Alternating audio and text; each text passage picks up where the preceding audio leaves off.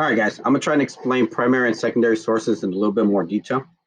So a primary source is an immediate firsthand account of a topic. It says immediate and firsthand are the key words. That means that it says from people who had a direct connection with it. Secondary sources are one step removed from a primary source. They often quote or otherwise use primary sources. They can cover the same topic but add a layer of interpretation and analysis. So I'll give you an example. I'm driving down the street and I see two cars crash into each other. Not that I heard it, but I saw it from when they were getting close to each other to the crash. I stop. Police officer asked me, "Did you see what happened?" I say, "Yes." I explained to him what happened. I am a primary source. Now, when that police officer writes that report and he explains it to whoever they explained it to, they are now a secondary source. But my original transcript is a primary source. So same story, I go home, I tell it to my wife, exactly what happened. My wife is now a secondary source because she was not there. Now she's using what I said as a primary source, but she is one step removed from that primary source. So she becomes a secondary source. Okay, so going to the assignment, I'm going to go through each of these and explain why they are primary and secondary sources.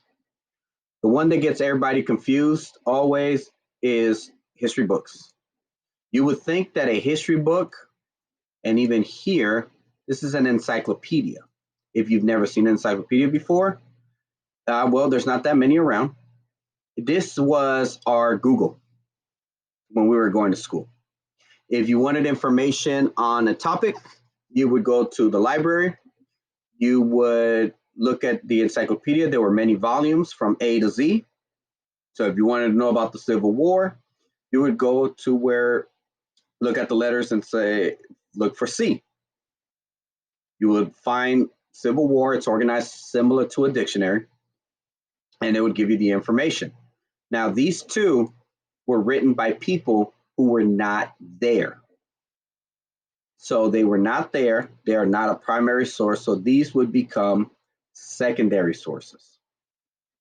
Encyclopedias, textbooks, those are secondary sources.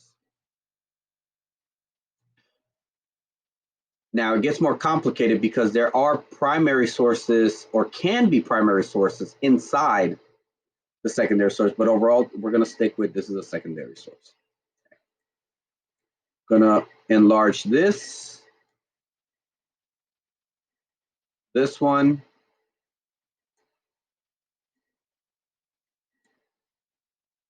and this one.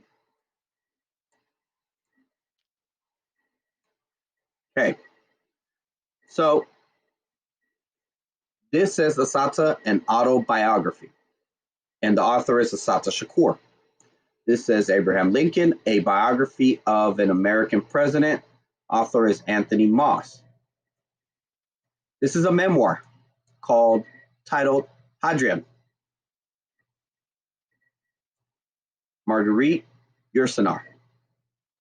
So, what's the difference between these? Two of these are primary sources.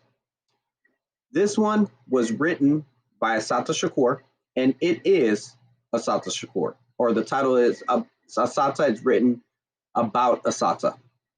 Assata's Tupac's mother, and so she wrote this about herself. So this is an autobiography. Therefore, it is a primary source. This right here, Abraham Lincoln, biography of an American president, is not written by Abraham Lincoln. So this right here becomes a secondary source. Memoirs. Memoirs are very similar to autobiographies, except they cover only a small part of life. So memoirs are always going to be primary sources. It is written by the author's first-hand perspective of a small period of time.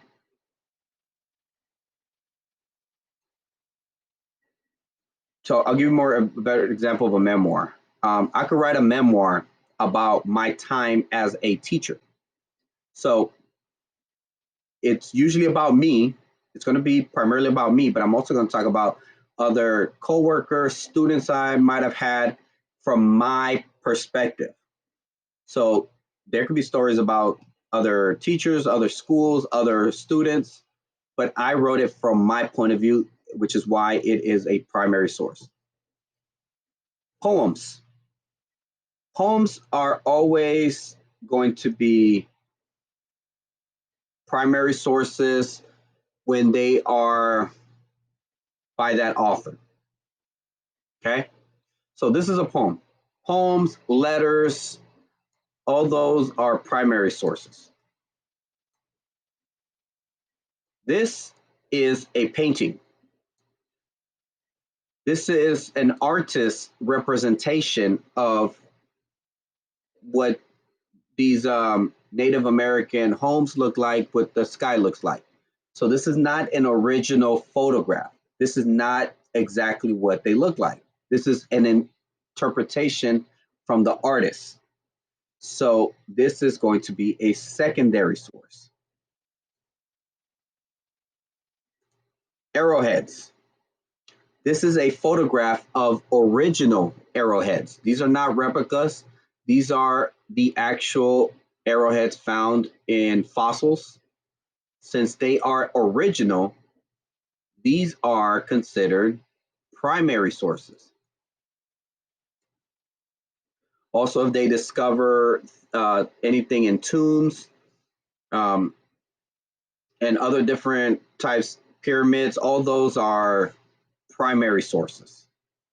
Now, if I were to create a drawing of these, my drawing would be a secondary source.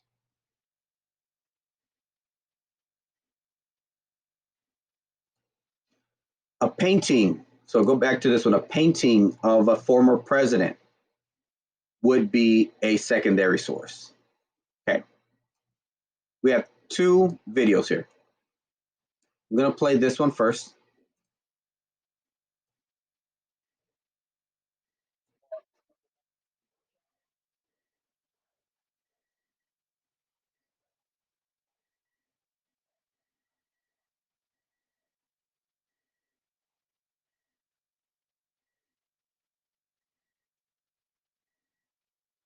Okay, so you can watch the rest of the video, but I want you to see, this is the news anchor. He is reporting on a tragedy that happened. He was not there. He did not witness it. So he's going based on what other people are telling him. So this news report is a secondary account. Play this one. Gonna fast forward it.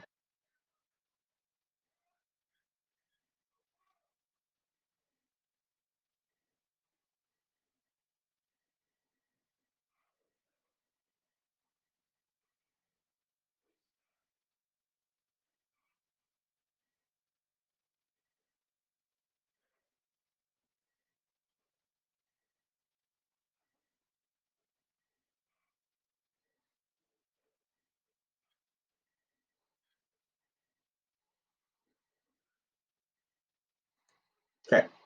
So those are actual video footages of Dr. Martin Luther King Jr. Speaking. So that is him.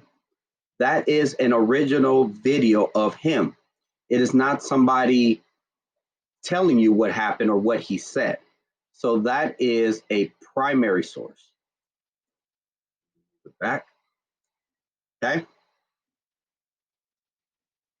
Okay. And that should pretty much cover it. If you still have any questions, please let me know. But remember, primary source, first-hand account. Is it the original? Were you there? Was the person there to witness it? Secondary sources, it's usually once removed from a primary source. It's secondhand accounts. The person was not there. Whoever wrote it is not that person. And paintings, okay, replicas.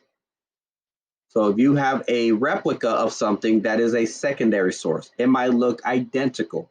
There's some that are life-size replicas of something. It's still not the original. So it's still a secondary source. When to use either of these? It depends on what research you're doing. You always want to include a well balance of both. Okay. One other thing that I did not mention, or it's not in here, well, it is in the Dr. Martin Luther King video, interviews. Interviews are primary sources. Once you watch that interview and you write about that interview, that becomes a secondary source. But the original interview, even if it's not in video, if it's just in voice, that is a primary source. Okay. So anytime you research something, have a balance of both, because you want to get as many perspectives as you can. Your research, whatever you're doing, will ultimately become a secondary source, unless you're writing an autobiography, but it will automatically become a secondary source if you're doing some sort of research project. But if you have written poems, you wrote letters to family, friends, all those are primary sources. Okay. But let me know if you guys have any more questions.